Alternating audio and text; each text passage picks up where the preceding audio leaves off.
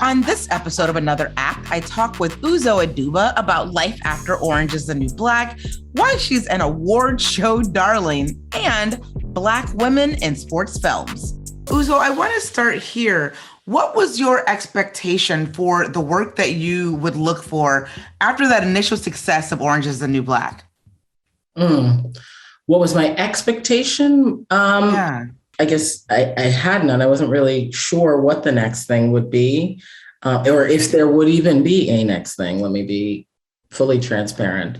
What I knew that I wanted for myself was to invent and create and tell new stories. I was interested in being excited by the stories that I was playing, not filling a space for stories to be played. That was what I was hopeful for myself. I was really drawn to the characters and stories that I felt like were missing, either on the page, on screen, the voices and roles I hadn't yet seen played or not seen played by that face, and ones that were thrilling and well done, well written. That was really what I was hoping for. Yeah, well, I mean, you've manifested and then some. In treatment, it's just like, woo! And this industry is obviously paying attention to the work that you're doing. What did that feel like for you to be able to, to break free and not find yourself just being offered roles that feel familiar to the work that you've already done and kind of gifted us with? It felt great. I think every actor wants to be able to have the freedom to tell any set of stories that they so choose, right? And it was wonderful it has been wonderful to be able to tell a range of stories, whether it's a period project in Mrs. America or a contemporary project in treatment, all after doing something like an Orange or like something, like a National Champions as well. Like, these are all projects that excite, and that's what I hope to do. I've only ever wanted to tell stories, good stories, exciting stories that make me feel glad to be a part of them. And so I've just been very grateful to have had that fortune. Full stop. Yeah. Of course, all of that just brings us to National Champions, which you just mentioned. We squander a $600 million payday for tomorrow alone. Everybody around us got private jets and private chefs. You got insurance? What you gonna fix your broken body with, huh? He makes a compelling argument, and I know I stand behind him. Do not let LaMarcus rob you of your legacy. My football team will play for me. I was delighted to see you there for a number of reasons. Let's start with this one. A Black woman in a sports film, or women, period, in sports films who aren't just accessories. Why was this a role that you said yes to? For those reasons. Those are, and sort of calling back also to, your first question of the why, where it's faces that we haven't seen or those faces that we haven't seen. I feel like National Champions hit that mark, quite frankly, in a world that we often associate with being a boys' club, and is on most times. I saw a woman who was brought in to quarterback the mission, who actually ends up becoming the coach. That was drawing to me, and she was doing it with intention, strength, command, power, ambition. This is a woman who is strong, clear, and highly ambitious. I mean that in the best possible way, and makes no bones about the fact that she has a hard job, but that she is excellent at it. Love, love, love that part of it. I also love that she brings important context with regards to female athletes to this film. That was one of the most powerful scenes to me here. What happens to all of the other sports that are not men's football and basketball when they start paying you? even if you don't follow sports, you know that much like in every other genre and every other world, women are getting less and being treated less than. What was it like for you bringing that particular narrative to life? Because like I said, it translates across industries.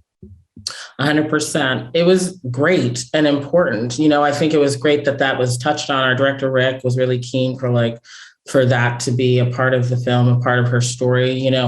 It's so much of her is assumed at the jump in the front of the movie. You assume you know everything about Catherine, or all that is worth knowing, say.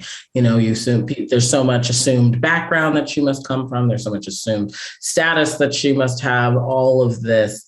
And until she speaks for herself and informs you that she actually is not of any of those things that you are placing on her, labeling her with, I think was incredibly important. And not only is she not from or of those things, she actually speaks and stands for the underrepresented, the most forgotten and marginalized, which is, to your point, the female athlete, the Black female athlete, the humble beginning athlete, and also additionally, the not necessarily flashy sport athlete.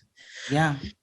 Which is important. And I think that's a really powerful moment that Rick, I loved that he had that representation there.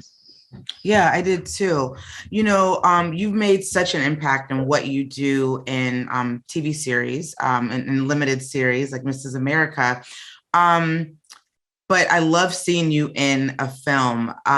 Is this a space that you want to play in a little bit more often? And if so, what is it about film that compels you and gets different work out of you that maybe television or TV series might not get? Yes is the answer. Would definitely like to do more film for sure. What compels me, it's kind of that middle ground, I guess, between doing a play and TV, right? They're both on camera, film and TV shows, but a film has that full, complete story when you get at the beginning, middle, end of it that is similar to doing a play. I think of movies almost like a snapshot into a life, a slice into a life that I'm interested in exploring, just getting to get a peek into a life that has been going on and will continue on past the film. And that's really exciting for me. How does that change things for you when it comes to selecting roles? Do you think about that when you are saying this is something that I might want to do, knowing that, Uzo is on TV, Uzo is getting an Emmy nomination for that work? No, it does not. No, it does not shape. That does not come into my mind. That does not come into a great laugh. That does not come into my mind. That does not come into. Look, let's just say what it is, though. The work is so good. Every time you come out with something, they're like, you know what? Okay, here's another nomination for this woman. For all the things. No, that does not come into my mind when I'm thinking it. My process is really, really, really simple. My process is, did I like it first when I read it? Did I like it? Whether that's theater, movie, play. Did I like what I just read? Did I enjoy it? Because I have to spend a lot of time around this story. So is this something that I personally enjoy? If the answer to that question is yes, then the next question is, do I have something to say? Yeah. And if I have something to say within that project, or think there's something that my voice can say within that project, then we're usually pretty close to already a yes. Then it's figuring out, how would I play this, what are the challenges of this? Because if it has challenges, then I usually am an automatic yes, especially if I'm scared of it. It's an automatic yes. But yeah, that's where my head is at when it comes to picking the projects. But in all seriousness, does that create any added pressure, as a creative, knowing that you find yourself doing the type of work that people, admire, love, talk about, want to award, does that up the ante for you, knowing that every time you do something else, you have a new set of eyeballs that are watching with similar expectations of what it is you're going to do? I would say it's more like, I don't know if it's pressure as much as I'm learning to focus on what the project needs and what I will need to be in service of the project, and any extraneous noise surrounding that must be let go of and is not for me to carry. Somebody else can carry that.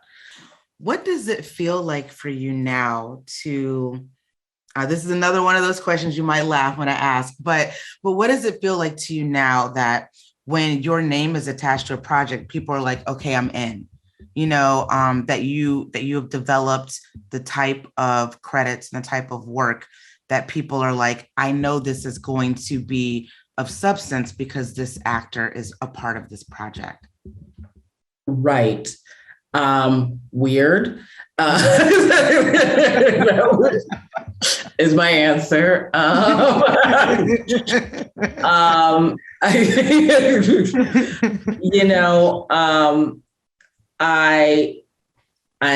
It's humbling, certainly, that people might make that association. I am guided by what I like and what I think has something that can have effect or can spark conversation and might, generate some kind of discussion or thoughtfulness, and maybe even perhaps, impact. But so that it's humbling, I guess, is what I would say. I guess it's pretty humbling. Yeah. I mean, I love that you're so humble, but the work, my dear, speaks for itself. So we cannot ignore that part of it. Is there a role that you would love to play, like a dream space you would love to be in, that maybe we wouldn't even think that is something that you would love to actually do and execute?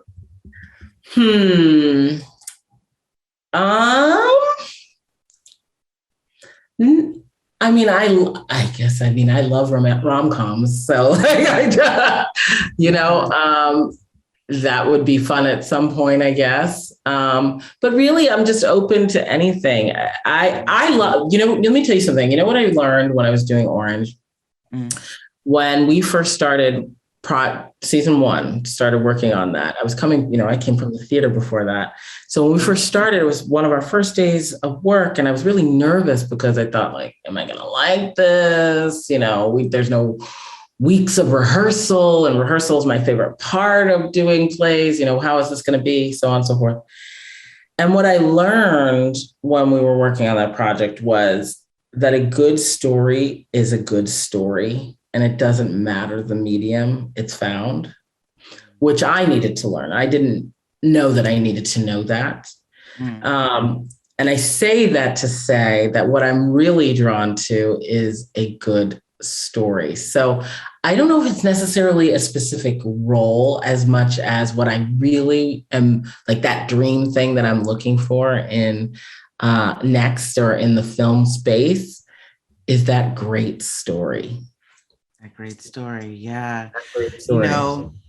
I love to see you in films. I want to see so much more of you in films, but also want to acknowledge that Broadway is back, which makes me very happy. I know it makes you very happy. Is there an inkling to get back on the theater anytime soon, or is your focus, fair enough, you have a lot of things on your plate, into the TV and more films? Well, it's been great. Like, I've been doing film and television for some years now. Right now, I'm actually here in New York City doing a play that we just opened just Thanksgiving week, called Clyde's. We'll be here through January. And it's been such a remarkable, special treat. We have all, as a global family, been starved of Broadway theater at large, really, over the last 2 years. And so to be coming back into the community at this very precious, special time when we have been without it has made it all the more special for all of us, frankly.